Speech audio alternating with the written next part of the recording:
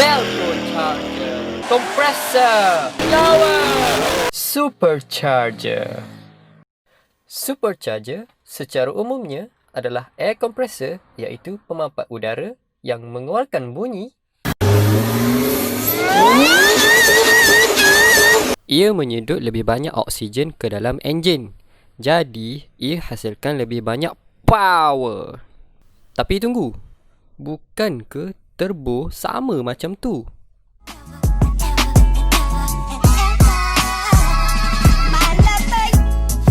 Mereka adalah sama. Kita dah berbincang tentang turbo dan korang boleh cek video saya sebelum ni. Secara teknikalnya, turbo merupakan salah satu jenis dari supercharger. Mereka ini pada awalnya dikenali sebagai turbo supercharger sebelum semua orang perasan yang nama ini ambil masa untuk sebut. Turbo kan lebih cool.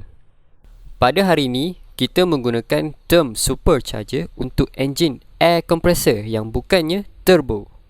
Tapi kalau turbo dengan supercharger buat benda yang sama, apa yang bezanya? Turbo dipacu oleh gas exhaust engine dan supercharger pula dipacu secara mekanikal oleh belt yang digerakkan oleh enjin. Kedua-duanya dianggap sebagai dynamic compressor, pemampat yang dinamik, di mana udara pecut ke kelajuan tinggi dan kemudiannya menjadi slow untuk tingkatkan tekanan. Udara masuk ke dalam impeller dan centrifugal force keluarkan udara dari housing compressor menyebabkan udara yang laju tu dimampatkan ke tekanan yang tinggi. More air, more gas, more boom. Centrifugal supercharger ni kecil dan agak senang untuk dipasang. Tapi dia punya delivered power, tak padan dengan saiz. Betul lah pepatah orang dulu-dulu. Kecil-kecil, cili, api. Sejak supercharger berfungsi macam turbo, ia mempunyai ciri-ciri yang sama. Terutamanya sekali, supercharger memerlukan masa untuk berpusing dan ia tak cenderung untuk berfungsi pada RPM yang rendah. Tapi cuba korang teka, ada lagi jenis-jenis supercharger yang lain. Maksud saya di sini adalah positive displacement supercharger, dan ada dua di antaranya. Satu daripadanya ialah twin screw supercharger. Kadangkala orang panggil ia Lysholm dan ia menggerakkan jumlah udara yang sama per revolution, tak kira betapa lajunya ia berpusing. Ini bermakna korang akan dapat boost secara instantaneous dan konsisten. Dalam twin screw supercharger ada... Tunggu kejap. Wait a minute. Two big screws. Ia sama macam kon pemutar. Satu male dan satu lagi adalah female dan ia saling berpaut semasa ia berpusing. Intriguing. Pergerakan pusing-pusing ni akan tarik udara dari salur masuk di bahagian belakang supercharger. Udara ini dimampatkan semasa ia bergerak menerusi female rotor, bergerak ke depan untuk di-shotkan ke intake manifold.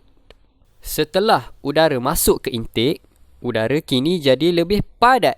Lebih banyak udara di ruang yang sama boleh ambil lebih banyak gas dan buat lebih banyak boom.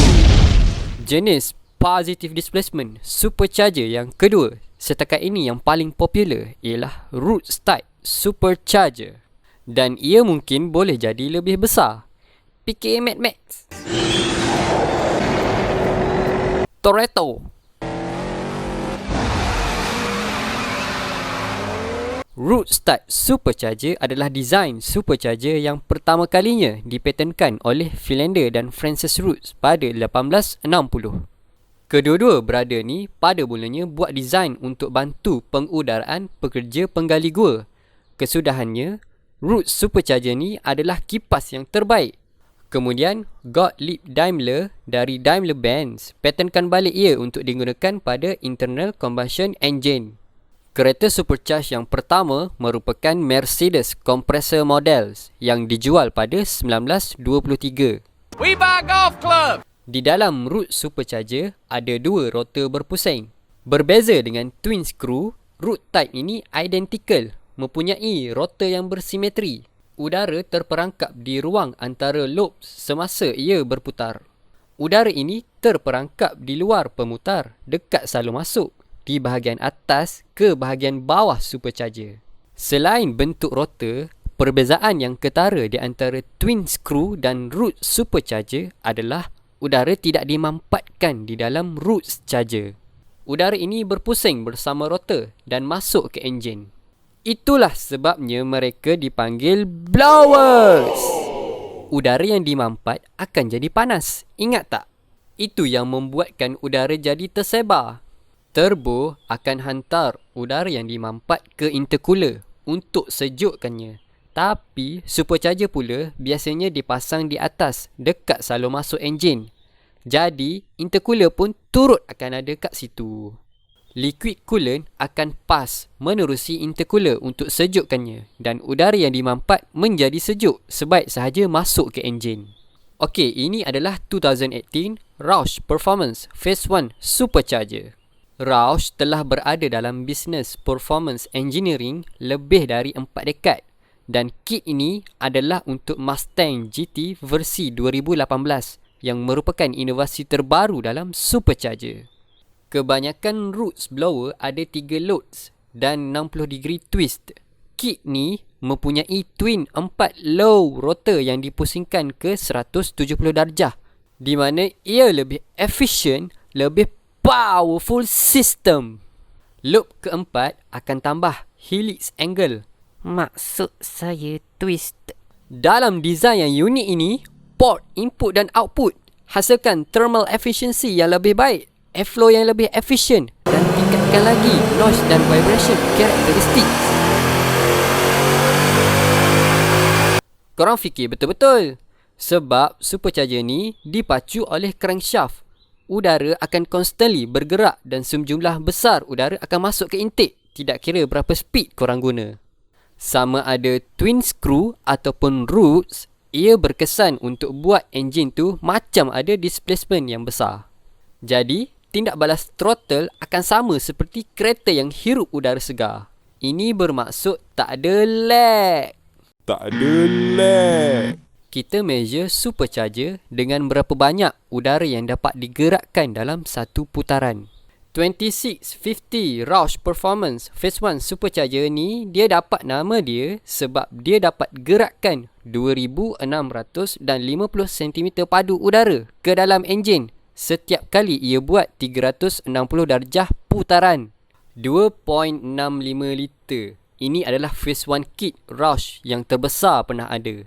Korang nak tengok 2.65 liter tu banyak mana?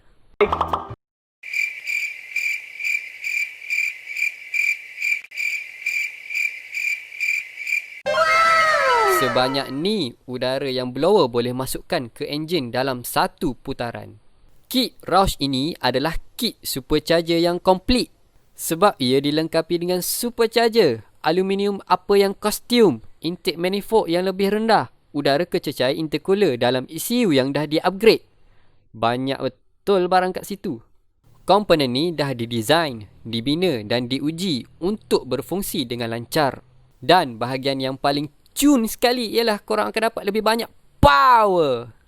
Blower ni dipasang pada 240 horsepower dan 180 kaki pound of torque dengan jumlah 700 horsepower dan 610 kaki pound of torque. Hot damn!